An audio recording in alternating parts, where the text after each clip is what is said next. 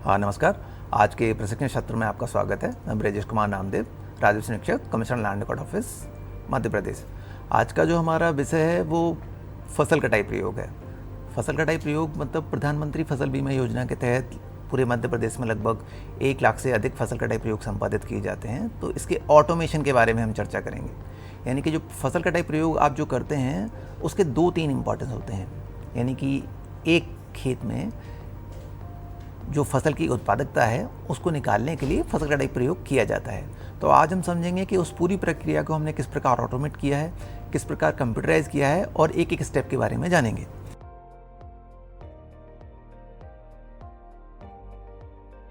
इस प्रशिक्षण में हम निम्नलिखित मॉड्यूलों का अध्ययन करेंगे। मॉड्यूल 1, सीसीई ग्राम कोड अद्यतन।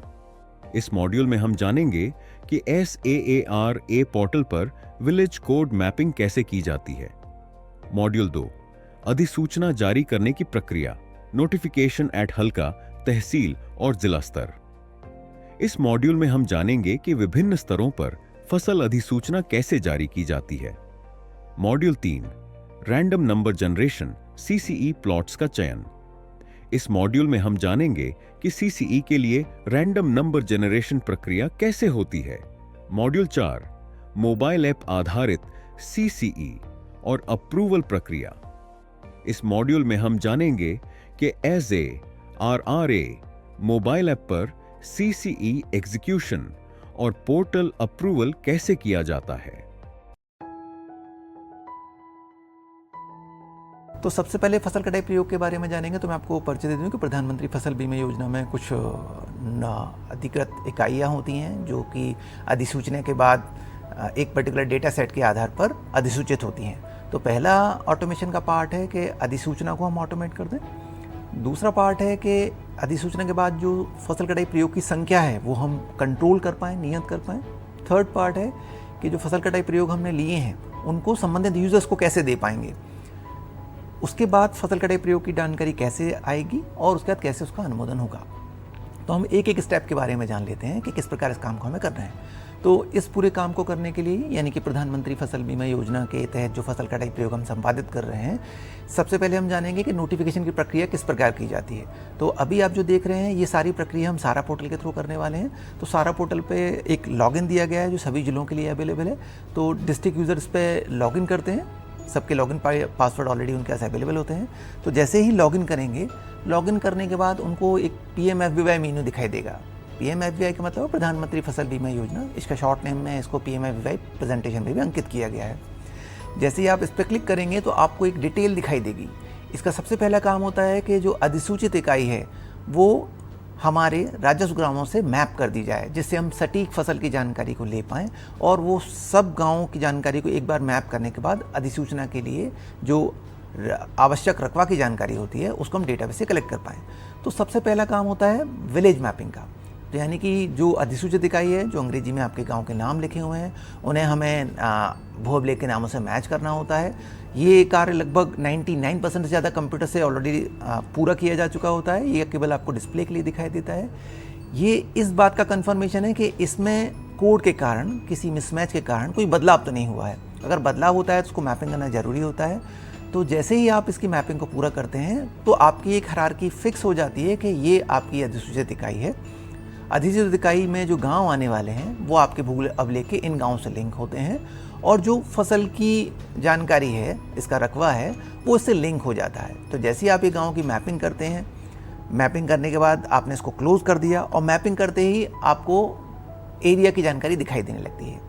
तो पहला पार्ट हुआ मैपिंग, जो अभी हमने सीखा कि प्रधानमंत्री फसल बीमा योजना में जो अधिसूचित इकाई है उससे राजस्व ग्रामों को किस प्रकार मैप करेंगे।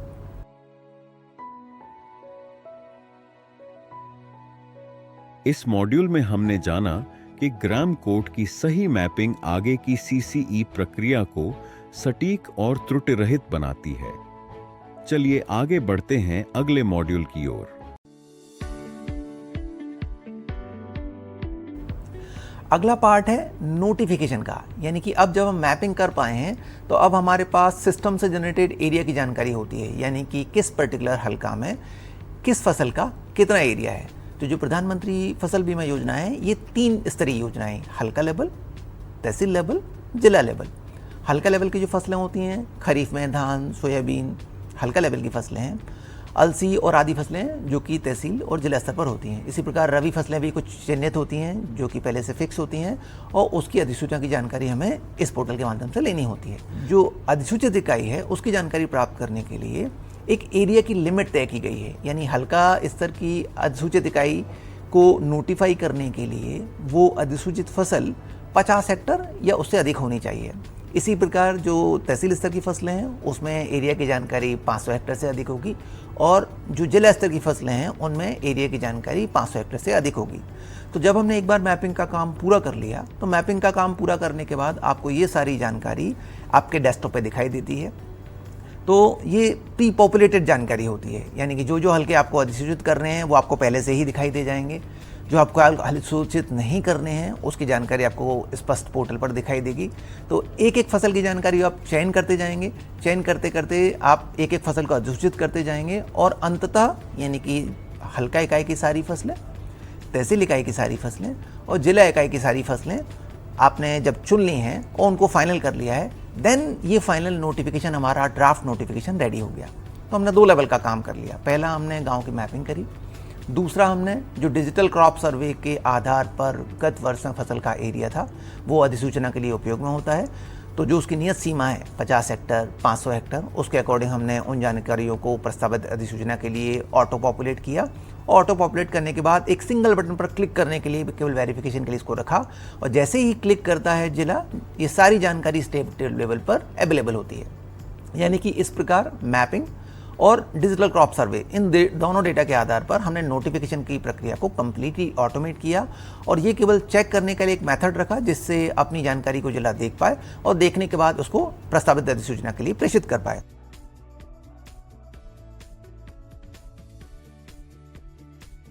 इस मॉड्यूल में हमने समझा कि फसल क्षेत्र के आधार पर हल्का, तहसील और जिला स्तर पर अधिसूचना जारी की जाती है। चलिए आगे बढ़ते हैं अगले मॉड्यूल की ओर।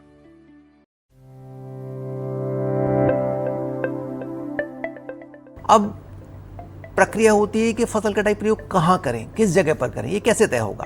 तो इसके लिए भी हमने इस प्रोसेस को कम्प्लीटली ऑटोमेट किया है। यानी कि जो फसल कटाई प्रयोग होते हैं ये रैंडम आधार पर संपादित किए जाते हैं। ये किसी की मर्जी नहीं है कि मैं एक्स गांव में या एक्स लोकेशन पर या एक्स सर्वे नंबर पर इसको संपादित करूं। तो इसके लिए हमने एक ऑटोमेटेड प्रोसेस बनाया है जिसके थ्रू हम रैंडम नंबर जनरेट करते हैं। यानी कि एक रैंडम नंबर होता है जो कि ये तय करता है कि किस गाँव में फसल कटाई प्रयोग होना है। उसके बाद एक नंबर जो ऐप में आपको दिखाई देगा वो नंबर तय करता है कि किस सर्वे नंबर में फसल कटाई प्रयोग संपादित होना है। यानी कि कंप्लीटली रैंडम आधार पर इस प्रोसेस को बनाने के लिए हमने नियत किया कि हम रैंडम नंबर सिस्टम से जनरेट करेंगे और सिस्टम से जनरेट करने के बाद जो सर्वे नंबर की जानकारी है उस तक, यानी कि सर्वे नंबर की जानकारी किस सर्वे नंबर में आप फसल कटाई प्रयोग संपादित करेंगे वो जानकारी भी ऐप में दिखाई देगी।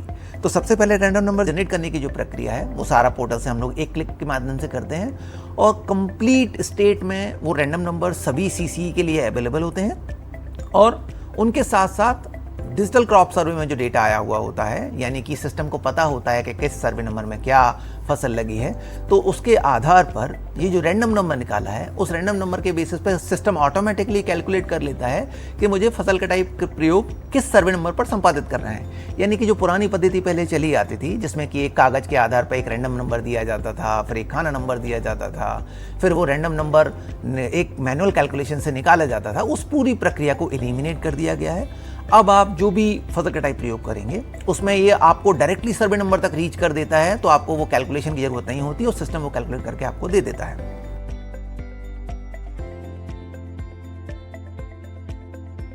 इस मॉड्यूल में हमने सीखा कि सिस्टम द्वारा यादृच्छिक खसरों का चयन सीसीई प्रक्रिया को निष्पक्ष और वैज्ञानिक बनाता है। चलिए आगे बढ़ते हैं अगले मॉड्यूल की ओर।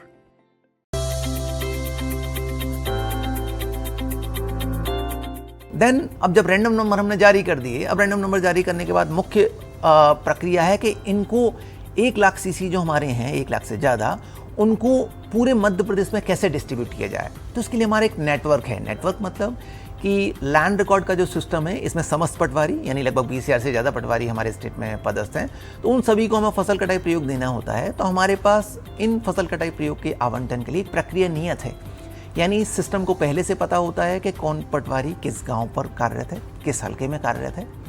सेकेंड, एग्रीकल्चर डिपार्टमेंट के यूजर्स को भी हमें प्रयोग देना होता है। क्यों? क्योंकि फसल कटाई प्रयोग में ये फिक्स है कि 50% फसल कटाई प्रयोग राजस्व विभाग के द्वारा संपादित किए जाएंगे और शेष 50% फसल कटाई प्रयोग हैं वो कृषि विभाग द्वारा संपादित किए जाएंगे।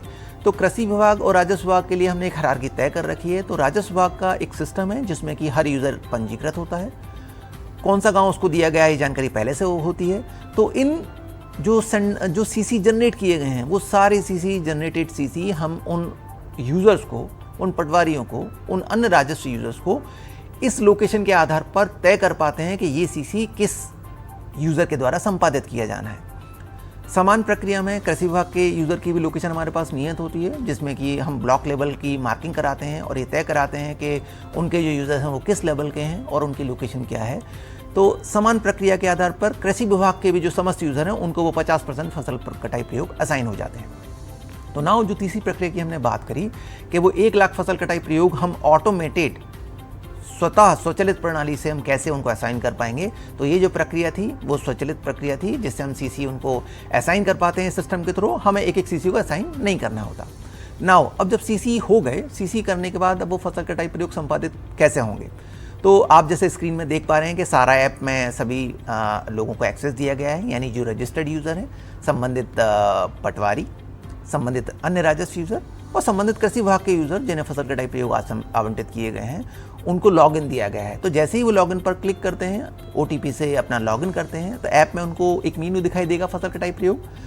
जैसे ही फसल कटाई प्रयोग पर क्लिक करेंगे तो आप सेकंड स्क्रीन में देख पा रहे हैं कि गांव का नाम, खसरा नंबर कौन सा है, उनको जो फसल कटाई प्रयोग करना है वो किस ग्राम में करना है और वो प्रधानमंत्री फसल योजना, फसल कटाई जो प्रधानमंत्री फसल बीमा योजना है उसका जो फसल कटाई प्रयोग है वो किस फसल के लिए है, उसको क्या सिस्टम से रैंडम नंबर जनरेट किए गए थे, सारी जानकारी वहाँ पर अवेलेबल होती है। जैसे ही संबंधित यूजर इस पर क्लिक करता है, क्लिक करने के बाद उसकी जानकारी को देख सकता है, डेट असाइन कर सकता है, भर सकता है। अब इस फसल कटाई प्रयोग में जैसे हमने स्टार्टिंग में बात करी कि इसका अनुमोदन तक की जानकारी संबंधित यूजर को कैसे होगी। तो संबंधित यूजर जो पटवारी स्तर का है या कृषि विभाग के स्तर का जो संबंधित यूजर हैं उनको अपने ऐप में ही पता लग जाता है कि क्या वो फसल कटाई प्रयोग लंबित है, क्या वो अपलोड कर दिया गया है, क्या उसका अभी अप्रूवल पेंडिंग है या वो रिजेक्ट कर दिया गया है, उसको दोबारा से करना है। तो ये सारी जानकारी ऐप में दिखाई देती है। जैसे कि आप स्क्रीन में देख पा रहे हैं कि अप्रूवल की स्टेटस उसमें लिखा हुआ है, कहीं आपको लंबित का स्टेटस मिल जाएगा। तो ये वो स्टेटस है जिससे एंड यूजर को पता रहता है कि मेरे फसल कटाई प्रयोग की जानकारी का स्टेटस आज के डेट में क्या है। तो जैसे ही आप फसल कटाई प्रयोग पर क्लिक करेंगे, पहली स्क्रीन आपको दिखाई देती है दिनांक तय करने की, यानी कि इम्पॉर्टेंट फैक्टर है क्योंकि फसल कटाई यानी कि काटने की प्रक्रिया किसान के द्वारा तय की जाती है, क्योंकि किसान ही उसका ओनर है, वो तय कर पाता है कि मैं फसल कब काटूंगा। तो संबंधित यूजर किसान से चर्चा करके जिस सर्वे नंबर में फसल बोई गई है उस नंबर पर चर्चा करके वो एक डेट तय करते हैं और यहाँ पर डेट नियत करते हैं। जैसे ही वो डेट नियत होती है इसकी जानकारी एक पोर्टल पर अवेलेबल होती है और सभी यूजर को उपलब्ध हो जाती है, जिससे संबंधित बीमा कंपनी के प्रतिनिधि, अन्य विभागीय यूजर इसकी जानकारी प्राप्त कर पाते हैं कि किस फसल कटाई प्रयोग जो किस गांव में संपन्न होना है उसकी नियत दिनांक क्या है। जैसे सभी यूजर को पता लग जाता है और नियत दिनांक को वो संबंधित यूजर प्रयोग के स्थान पर उपस्थित हो जाते हैं। यदि आपको लगता है कि उस फसल कटाई प्रयोग के करने में कोई विपरीत स्थिति है या दिनांक नियत करने के बाद भी फसल वहाँ पर उपलब्ध नहीं है, तो यहाँ पर ऑप्शन दिया गया है कि अगर वो फसल कटाई मौके पर अगर फसल उपलब्ध नहीं है तो तदनुसार जानकारी आप अंकित करके नो सीसी को भी मार्क कर सकते हैं। तो पहले हम बात करते हैं कि फसल कटाई प्रयोग में किस प्रकार जानकारी भरना है। तो जैसे ही आपने दिनांक नियत किया, दिनांक नियत करने के बाद आपको एक स्क्रीन दिखाई देगी जिसमें आपको वो सारी जानकारी प्री पॉपुलेटेड होगी, जिसमें कि क्या गाँव का चयन किया गया है फसल कटाई प्रयोग के लिए, उसका क्या रैंडम नंबर था, क्या सर्वे नंबर का चुनाव किया गया है, उसके ओनर का क्या नाम है और बाकी सारी जानकारी जो सिस्टम से अवेलेबल होती है वो प्री पॉपुलेटेड होगी। जैसे ही आप जानकारी पर क्लिक करते हैं आपको नेक्स्ट स्क्रीन में दिखाई देगा अगर आपको प्रयोग तय करना है, बीज का प्रकार क्या है, कुछ जो मौके की स्थितियां हैं वो उसमें दर्ज करना होती हैं। जैसे ही आप दर्ज करेंगे, दर्ज करने के बाद अब हम मुख्य विंडो में आते हैं, यानी कि जो मौके पर 5x5 का प्लॉट बनाया जाता है, जो भी आपने रैंडम नंबर लिया है, तो 5x5 का प्लॉट आप जिस जगह पर बनाएंगे उसकी जो उपज आपको प्राप्त होगी, तो उसमें 2 तरीके होते हैं। एक होता है गीले फसल का वजन, एक होता है सूखे फसल का वजन। तो आप जब ऐप में देखेंगे तो आपकी कटाई की दिनांक आपको मिल जाएगी। अब आपको ऐप में जो आपको गीली फसल का वजन प्राप्त हुआ है वो आप यहाँ पर अंकित करेंगे, नमी का प्रतिशत अंकित करेंगे, जिससे आपको उस फसल के मास स्टोरेज का वेट पता लग जाएगा। देन आपने फसल कटाई कर ली, फसल कटाई करने के बाद उसका आपकी गीला वेट भी ले लिया और वेट को आपने अंकित कर दिया ऐप में। अंकित करने के जस्ट बाद अब जब देखेंगे कि अब आपके पास फसल कटाई प्रयोग का जैसे 10 या 15 दिन बाद आप दिनांक नियत करते हैं, सुखवन की दिनांक उसको बोलते हैं। तो जैसे ही वो दिनांक नियत होती है उस दिनांक को उस सूखी फसल का वजन वापस तोला जाता है और जानकारी को अंकित किया जाता है। ये सारी प्रक्रिया की कार्रवाई हम जो बात कर रहे हैं, इसके पर्टिकुलर फोटोग्राफ लेने का ऑप्शन ऑलरेडी ऐप में है, जहाँ पर आप जिस जगह से फोटोग्राफ लेते हैं उसका लैट लॉन्ग कैप्चर हो जाता है। आप जो काम कर रहे हैं, यानी कि कहाँ आपने फसल कटाई प्रयोग किया है, क्या आपने वजन लिया है, उसका ऑलरेडी ऑप्शन है। यहाँ पर आप उसको फोटो को कैप्चर कर सकते हैं और जानकारी को सुरक्षित कर सकते हैं। हमने फसल कटाई प्रयोग कर लिया, गीले फसल का वजन ले लिया, फसल को सुखाने के बाद उसके अनाज का वजन भी ले लिया। वजन लेने के बाद जो आपका जो पर्यवेक्षक आपके साथ हैं उसके हस्ताक्षर करने की प्रक्रिया भी यहाँ पर अवेलेबल है। यानी आप किस प्रकार हस्ताक्षर कराएंगे, तो मोबाइल ऐप में जैसे स्क्रीन आप जैसे ड्राइंग करते हैं वैसे आप हस्ताक्षर कर सकते हैं। यहाँ पर मोबाइल का नंबर, आपका पद नाम और अन्य कोई आप टीप अंकित करना चाहते हैं एज पर्यवेक्षक, तो यहाँ पर आप कर सकते हैं। तो ये जो प्रक्रिया है, जैसे आपने किया, जब आप वेट कर रहे हैं उसका फोटो लेना है, फसल कटाई कर रहे हैं उसका आप फोटो कैप्चर करना है, सुखवन कर रहे हैं उसका आपको फोटो लेना है। ये सारी फोटो को लेने के बाद आपने फाइनली सूखा वजन आपने फसल का लिया और वो आपने अंकित कर दिया और ये आपका फाइनली फसल कटाई प्रयोग की जानकारी संपादित हो गई। तो इस फसल कटाई प्रयोग में जो भी जानकारी आपकी सूखे और गीली फसल के वजन की थी वो ऐप के माध्यम से आपने कैप्चर करी और कैप्चर करने के बाद ये सारी जानकारी एक सिस्टम पर जिले में बैठे अधिकारी को प्राप्त होती है। अब आती है एक अनुमोदन की प्रक्रिया, यानी आपने जो फसल कटाई प्रयोग संपादित किया वो एज पर रूल था या नहीं था, या आपने कोई प्रक्रिया मिस करी, या आपने वजन को लिखने में कोई गलती करी है। वो सारी जानकारी को देखने के लिए जिले स्तर के अधिकारी को एक अप्रूवल के राइट दिए गए हैं। वर्तमान में ये राइट अधीक्षक भू अभिलेख हैं जो जिले में कार्यरत हैं उनके लॉगिन पर दिए गए हैं। तो अधीक्षक भू अभिलेख को सारा पोर्टल पर एक लॉगिन दिया गया है। जैसे ही वो लॉगिन करेंगे उनको एक ऑप्शन है कि PMI विवाय CC अप्रूवल, उस ऑप्शन पर जैसे ही क्लिक करते हैं वहाँ पर उनको CC दिखाई देंगे कि कितनी CC की जानकारी उनके पास आ गई है। जैसे आप स्क्रीन में देख पा रहे हैं कि लगभग 1804 CC स्वीकृत हो गए हैं, 2 लंबित हैं, अस्वीकृत कोई भी नहीं किया गया है। तो जैसे आप क्लिक करेंगे पेंडिंग, एक्सेप्टेड, रिजेक्टेड, जो CC आप देखना चाहते हैं ऑप्शन ऑलरेडी दिया हुआ है। तो जैसे ही आप क्लिक करेंगे, जिला तहसील का चुनाव करेंगे, आपको डिटेल मिल जाएगी और डिटेल मिलने के बाद आप उस CC की जानकारी को देख सकते हैं। जानकारी को देखने के बाद अगर आपको लगता है कि वो CC की जानकारी लिखने में कुछ गलती करी गई है, आप रिव्यू के लिए वापस भेज देंगे। बट किसी भी स्थिति में CC में ली गई जानकारी को बदलाव करने का कोई भी अधिकार जिला स्तर के अधिकारी को नहीं दिया गया है। तो कोई भी बदलाव होगा आप रिव्यू के लिए वापस संबंधित उस कर्मचारी को भेजेंगे, उस शासकीय सेवक को भेजेंगे जिन्होंने CC संपादित किया है।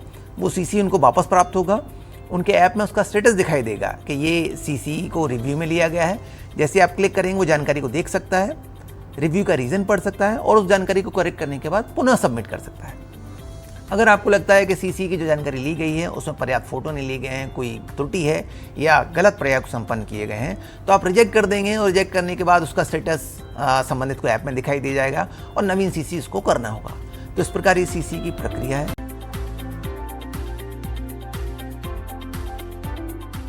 आपने देखा कि कैसे हमने नोटिफिकेशन के पहले गाँव की मैपिंग कराई। मैपिंग कराने के बाद हमने रैंडम नंबर जनरेट किए। रैंडम नंबर जनरेट करने के बाद वो CC संबंधित यूज़र जो कृषि विभाग के और राजस्व विभाग के लगभग 25,000 से ज़्यादा यूज़र हैं उनको हमने आवंटित किए। वो CC की जानकारी संबंधित फील्ड में गए, फील्ड में जाके उन्होंने ऐप से डेटा कैप्चर किया, गीला सूखा वजन को भी अंकित किया। अंकित करने के बाद ये जानकारी को अनुमोदित किया गया और अनुमोदित करने के बाद ये अंतिम जानकारी जो बीमा योजना के लिए क्लेम के लिए उपयोग होती है कृषि विभाग की ओर प्रेषित कर दी जाती है। तो ये आपका जो पूरी प्रक्रिया है फसल कटाई प्रयोग के बारे में कि प्रधानमंत्री फसल बीमा योजना में किस प्रकार हमने ऑटोमेट करके इस पूरी प्रक्रिया को कंप्यूटरीकृत किया है कि आपको कम से कम आपको डेटा पंच करना पड़े। केवल आप सिस्टम में जो अवेलेबल डेटा है उस डेटा ड्रिवन पॉलिसी को आगे बढ़ाते हुए हमने CC का जो नोटिफिकेशन है वो डिजिटल क्रॉप सर्वे में आधारित जो फसल की जानकारी है उसके आधार पर किया। आधार पर करने के बाद हमने रैंडम नंबर को, सर्वे नंबर को पूरा ऑटोमेट किया और जानकारी को सीधा सिस्टम पर अवेलेबल कराया। तो आई होप ये जो प्रशिक्षण सत्र है ये आपके लिए उपयोगी सिद्ध होगा। इसके लिए हमने एक प्रश्नोत्तरी भी तैयार करी है। इस प्रश्नोत्तरी में जो आपके प्रश्नोत्तर होंगे, इसके बाद आपको एक प्रमाण पत्र प्राप्त होगा। आई होप आपके लिए उपयोगी होगा। धन्यवाद।